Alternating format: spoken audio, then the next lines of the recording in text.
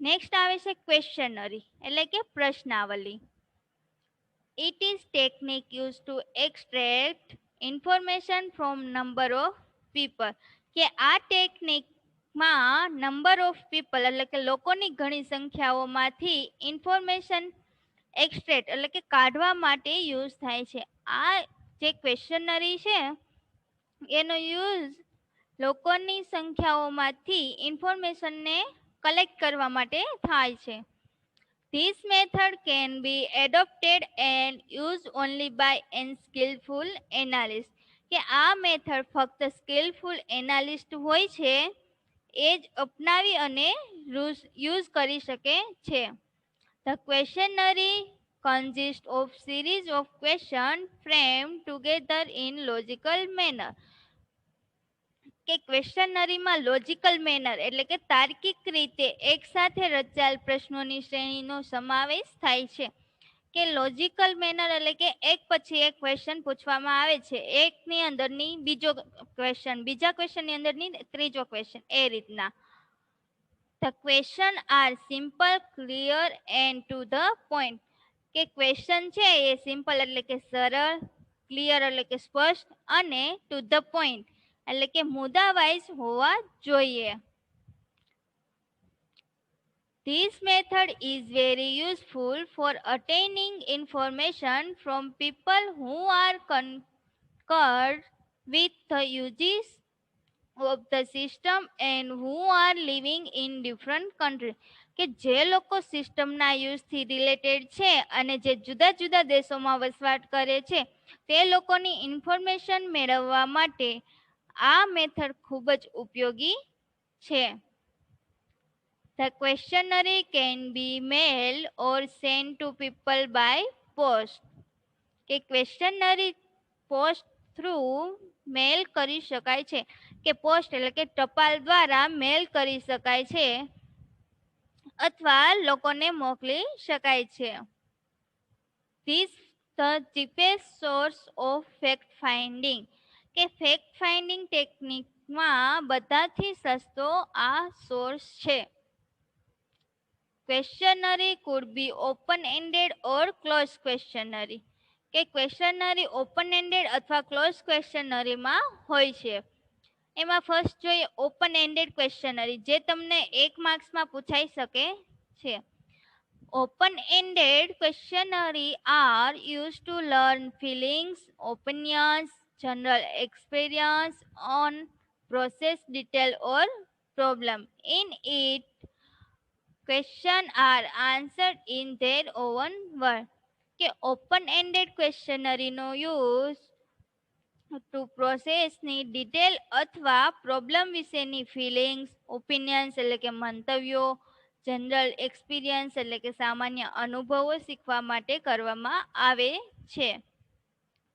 Whereas in closed questionnaire a set of prescribed answers are used and specific response have to be selected. જ્યારે close ક્વેશ્ચનરીમાં સૂચવેલ જવાબોનો સમૂહ વપરાય છે અને ચોક્કસ પ્રતિસાદ પસંદ કરવો પડે છે. This is costly affair as the question should be print out. કે આ કોસ્ટલી એટલે કે ખર્ચાળ છે કેમ કે પ્રશ્નો એટલે કે ક્વેશ્ચનને આપણે પ્રિન્ટ આઉટ કરવા પડે છે, છાપવા પડે છે એટલા માટે. નેક્સ્ટ ટેકનિક આવે છે તમારે રેકોર્ડ વ્યૂ. તો એમાં જોઈએ basic record the reports, bills, policy manuals, regulations, standard operations, procedures etc. can be used for better understanding of the system. કે રિપોર્ટ્સ, બિલ, પોલિસી મેન્યુઅલ્સ એટલે કે નીતિ માર્ગદર્શિકાઓ, રેગ્યુલેશન એટલે કે નિયમો, સ્ટાન્ડર્ડ ઓપરેશન પ્રોસિજર એટલે કે ધોરણની કામગીરીની કાર્યવાહી વગેરેનો રેકોર્ડ સિસ્ટમની સારી સમજ માટે કરી શકાય છે. The information related to the system is published in the source like newspapers, magazines, journals, documents, etc. This record view helps the analyst to get valuable information about the system and the organization. કે સિસ્ટમને related information like that newspaper એટલે કે અખબારો, journal એટલે કે સામયિકો, magazine એટલે કે સામયિકો, જર્નલ એટલે કે કોઈ પણ એવી જર્નલ આવે એ, ડોક્યુમેન્ટ્સ એટલે કે દસ્તાવેજો વગેરે જેવા સ્ત્રોતોમાં પ્રકાશિત થાય છે. આ રેકોર્ડ વ્યૂમાં This record review helped the analyst to get valuable information about the system and the organization. કે આ રેકોર્ડ રિવ્યુમાં એનાલિસ્ટને સિસ્ટમ અને ઓર્ગેનાઇઝેશન એટલે કે સંસ્થા વિશેની વેલ્યુબલ એટલે કે મૂલ્યવાન ઇન્ફોર્મેશન પ્રાપ્ત કરવામાં મદદ કરે છે. નેક્સ્ટ એન્ડ લાસ્ટ તમારે આવે છે ટેકનિક ઓબ્ઝર્વેશન એટલે કે અવલોકન. This is a skill which the analyst have to develop. કે આ એક એવી સ્કિલ છે જે એનાલિસ્ટ એ ડેવલપ કરવાની છે. The analyst have to identify the right information and choose the right person and look at the right place to achieve his objective.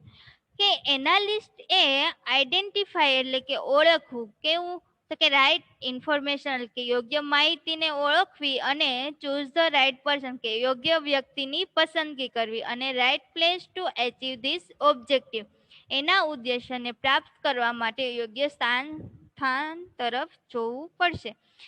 કે એનાલિસ્ટે યોગ્ય માહિતીને ઓળખવી અને યોગ્ય વ્યક્તિની પસંદગી કરવી અને તેના ઉદ્દેશ્યને પ્રાપ્ત કરવા માટે યોગ્ય સ્થાન તરફ જોવું પડશે. He should have a clear vision of how each department's work and workflow between them, and for this he should be a good observer. કે તેની વચ્ચેના દરેક વિભાગો એટલે કે ડિપાર્ટમેન્ટ કેવી રીતે વર્ક કરશે અને વર્કફ્લો એટલે કે કાર્યપ્રવાહ કરે છે તેની સ્પષ્ટ દ્રષ્ટિ હોવી જોઈએ અને આ માટે તે એક સારો ઓબ્ઝર્વર એટલે કે નિરીક્ષક હોવો જોઈએ. Unlike other fact-finding techniques, in this method, the analyst himself visits the organization and observer and understand the flow of documents, working of the existing system, the users of the system, etc.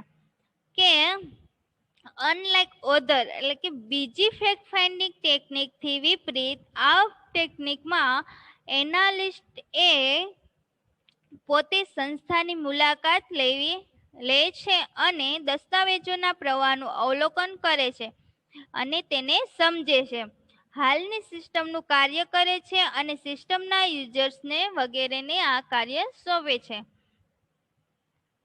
Next, for this method to be adopted, it takes an analyst to perform this job as knows which points should be noticed and highlighted.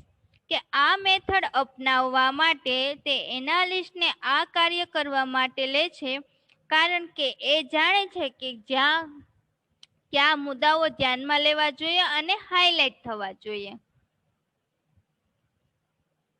An analyst may observe the unwanted things as well and simply cause delay in the development of a new system. કે એનાલિસ્ટે unwanted thing એટલે કે અનિચ્છનીય વસ્તુનું પણ નિરીક્ષણ કરી શકે છે અને ન્યૂ સિસ્ટમના ડેવલપમેન્ટમાં વિલંબનું કારણ પણ બની શકે છે. તો આપણે આજે શું જોયું આ વિડીયોમાં? ફેક્ટ ફાઇન્ડિંગ ટેકનિક જે તમારે 4 છે: ઇન્ટરવ્યૂ, ક્વેશ્ચનરી, રેકોર્ડ વ્યૂ અને ઓબ્ઝર્વેશન. ઇન્ટરવ્યૂ એટલે કે કોઈ પણ વ્યક્તિનું ફેસ ટુ ફેસ ઇન્ટરવ્યૂ લઈને એની પાસેથી એકદમ ફિક્સ માહિતી ક્રિએટ કરવા માટે, કલેક્ટ કરવા માટે. પછી ક્વેશ્ચનરી કે કોઈ પણ પ્રકારની ક્વેશ્ચન પૂછીને આપણે એને પાસેથી માહિતી કલેક્ટ કરવાની છે. રેકોર્ડ કે એની પાસેના જે રેકોર્ડ હોય છે એને આપણે સમજીને વધુ સમજીને આપણે કલેક્ટ કરવાના હોય છે. એન્ડ લાસ્ટ ઓબ્ઝર્વેશન કે ઓબ્ઝર્વેશનમાં શું આવે કે એનું અવલોકન કરવાનું હોય છે. જે આપણે ડેટા કલેક્ટ કરેલ છે એનું અવલોકન કરવાનું હોય છે. હવે પછીના વિડીયોમાં આપણે tools for documenting procedures and decision વિશે વાત કરીશું.